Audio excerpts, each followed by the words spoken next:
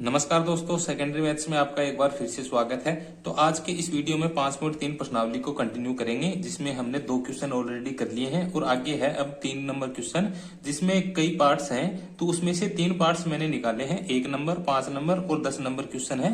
इन तीनों क्वेश्चनों को हम सरल करेंगे और आगे जो बच गए क्वेश्चन है वो आप अपने आप से कर लेना। यहां से इनके हिसाब से ही बाकी क्वेश्चन सरल होंगे। तो यहाँ पर 1 नंबर क्वेश्चन सरल करते हैं, जिसमें दिया गया है कि a का मान दे रखा है 5, d का मान 3 है और an का मान दे रखा है 50। तो यहाँ पर हमें n का मान और sn का मान हमें ज्ञात करना है। तो पहले कैसे करेंगे, यहाँ पर an का मान दे रखा है, d का और a का मान दे रखा है। तो n का मान ज्ञात करने के लिए हम क्या करेंगे, ये सूत्र लगाएंगे कि an बराबर a प्लस n माइनस 1 और गुणा में क्या लिखेंगे d।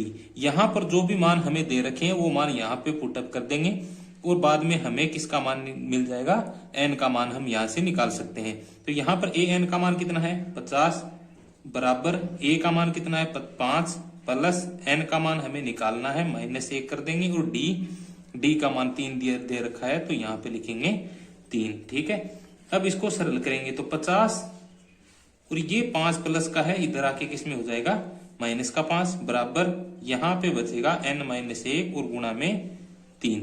50 में से माइनस 5 करेंगे तो कितना आएगा 45 बराबर n माइनस 1 और गुणा में हो जाएगा 3। यहाँ पर 3 जो गुणा में है इसको बराबर के दूसरी साइड लेके जाएंगे तो ये किसमें हो जाएगा, भाग में आ जाएगा, यानी 45 बटा में 3 हो जाएगा बराबर n माइनस 1 हो जाएगा। अब इसमें 3 का भाग देना है तो 3 का भाग देने पे ये कितना आएगा, यानी 45 में कितने का भाग, 3 का भाग देने पे कितना आएगा 15 आएगा बराबर कितना हो जाएगा n माइनस 1। ये माइनस 1 इस साइड लेके आएंगे तो यहाँ पे प्लस का 1 हो जाएगा तो 15 प्लस 1 बराबर कितना n। तो यहां से n का मान कितना आ गया 15 प्लस 1 16, यानी n का मान आ गया 16, n का मान आ गया। यहां पर अब हमें sn का मान ज्ञात करना है। तो sn का मान ज्ञात करने के लिए मैंने आपको ये बताया था, जहां पर a और an का मान दे रखा हो तो सूत्र कौन सा लगेगा, n बटा 2 a प्लस an, ये सूत्र लगाएंगे। यहां पर n का मान कितना है 16 बटा में 2, a का मान कितना है 5 और प्लस में an का मान कितना है 50। अब इसको कैंसिल कर देंगे, कितनी बार कैंसिल होगा 8 बार। ठीक है, यहां कर लेता हूं 8 गुणा में कितना हो जाएगा 50 और प्लस 5 कितने हो जाएंगे 55। तो 8 को 55 से गुणा करेंगे तो गुणा करने पे कितना आएगा 440 आएगा। ये क्या आ गया, SN का मान आ गया। यहां पर अब आगे 2 नंबर जो क्वेश्चन है ये है 5 नंबर क्वेश्चन, यहां पर ये सरल करेंगे। तो यहां पर हमें दी गई है कि S9 बराबर कितना है 75 दे रखा है। तो पहले S9 लिखेंगे, यानी कि SN का सूत्र लिखेंगे n बटा 2 2a प्लस n माइनस 1 और गुणा में हो जाएगा d। तो यहां पर S9 का मतलब है n का मान 9 हो जाएगा। ठीक है, 9 बटा 2 2a प्लस n का मान 9 है माइनस 1 और d का मान हमें दे रखा है कितना है 5 है। तो ये मान रख देंगे। यहां पर 9 बटा 2 सेम टू सेम लिखेंगे, 2a प्लस 9 में से 1 माइनस करेंगे 8 और 8 गुणा 5 कितना हो जाएगा 40। अब यहां पर 9 बटा 2, ठीक है, और S9 का मान कितना है 75, तो ये 75 ये मान भी यहां पर रखेंगे। तो 75 यहां पर 9 बटा 2 है, ये इधर आके 2 बटा 9 हो जाएगा। तो यहां पर 75 गुणा में 2 बटा में 9 बराबर कितना है 2a प्लस 40।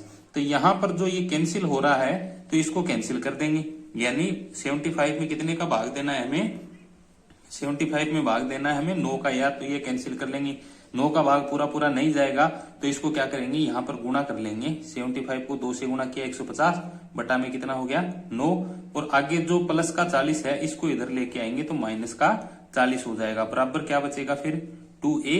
अब इसको सरल करेंगे तो सरल करने पे ये कितना आएगा, एलसीएम आ जाएगा, एलसीएम आएगा 9, यानी बट्टा में 1 है तो ये एलसीएम कितना आ गया 9 आ गया। अब इसको सरल करेंगे तो ये आएगा 150 माइनस 4 को 9 से गुणा किया तो 36 यानी 360 और बराबर में कितना हो जाएगा 2a। अब इसको सरल करेंगे तो सरल करने पे ये कितना आएगा माइनस का 210 बटा में 9 और बराबर में 2a।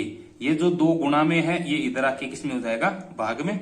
तो भाग में आएगा तो ए का मान कितना आ जाएगा, यानी -210 बटा में 2 और गुणा में 9 जो पहले से है।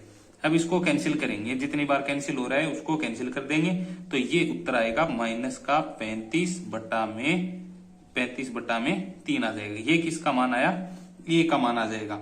ए का मान इतना आया है कि -35 बटा 3, तो हमें ए का मान मिल गया। अब हमें किसका मान निकालना है, A9 का मान। तो A9 बराबर क्या होगा, A + 8D।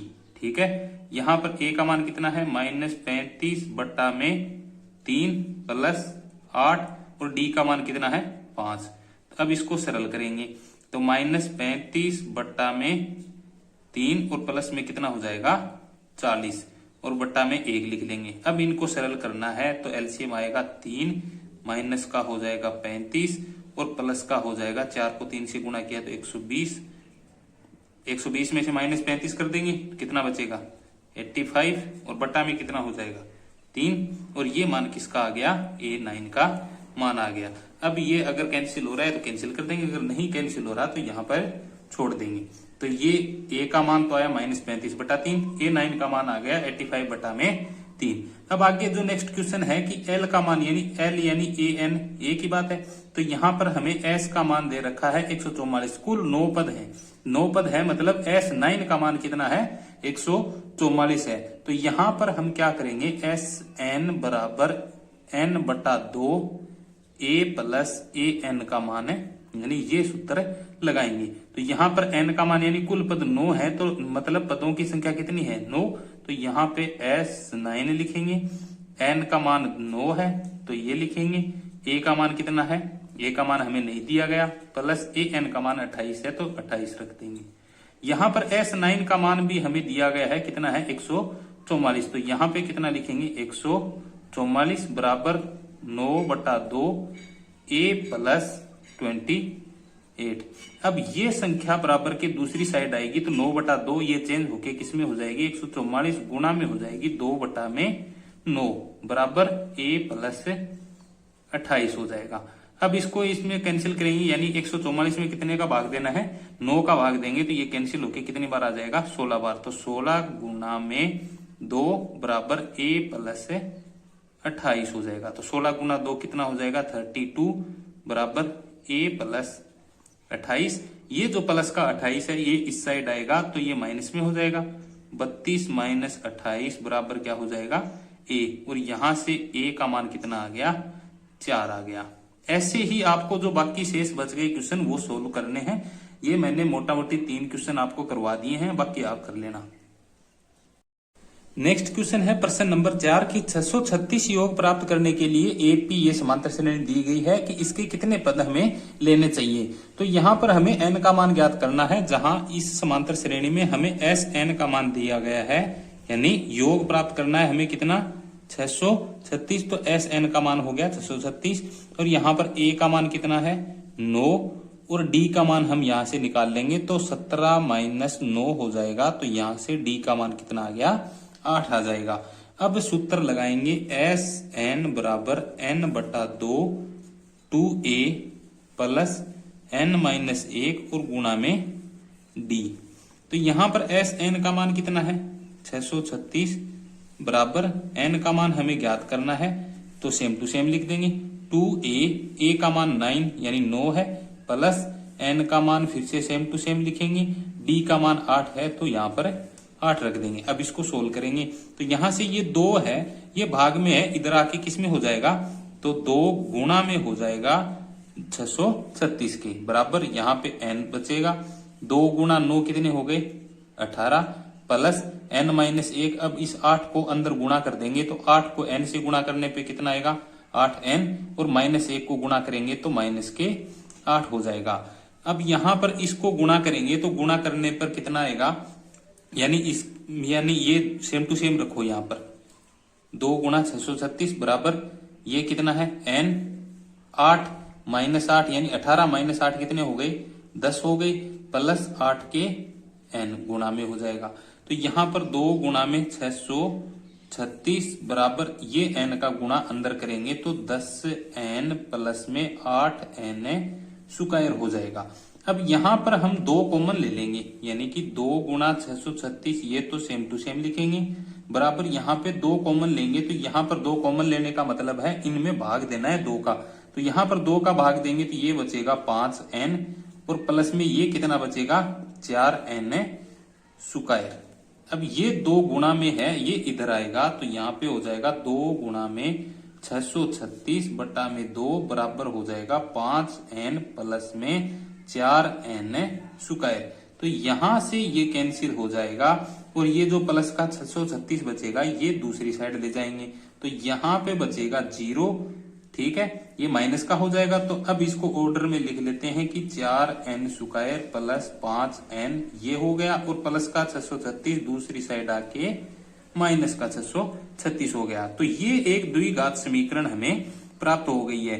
अब द्विघात समीकरण को हम कैसे सरल करते हैं, तो द्विघात समीकरण में जो एक घातीय जो अंक होता है, यानी कि जो चर पद होता है, उसके गुणांक को हमें गुणनखंड करके लिखते हैं।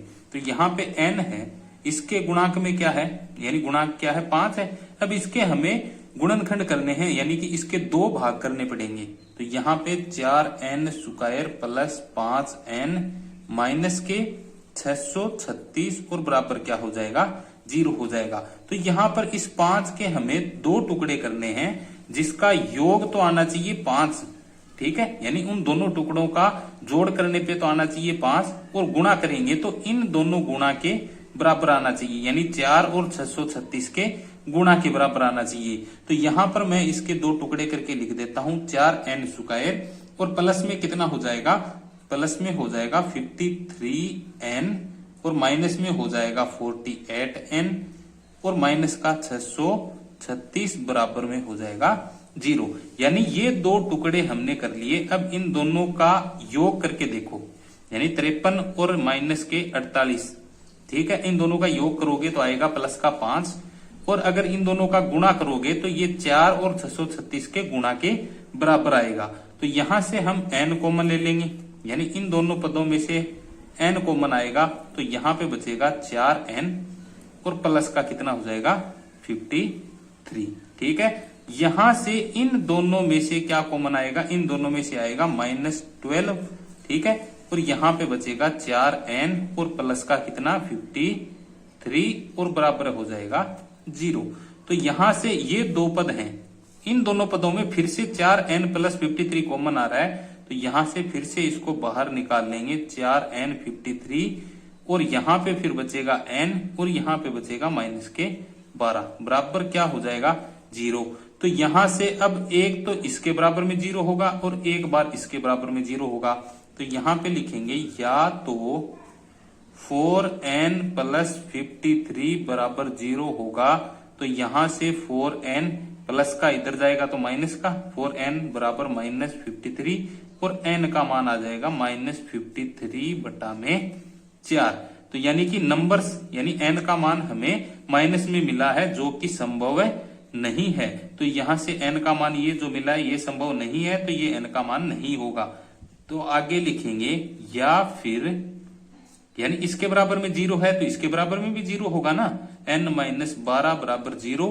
तो यहां से -12 आगे जाएगा तो n का मान किस में हो जाएगा प्लस में, तो n का मान कितना आया 12। तो यहां पर इस समांतर श्रेणी के हमें कितने पद लेने होंगे 12 पद लेने होंगे, तो उनका योग कितना आएगा 636 आएगा।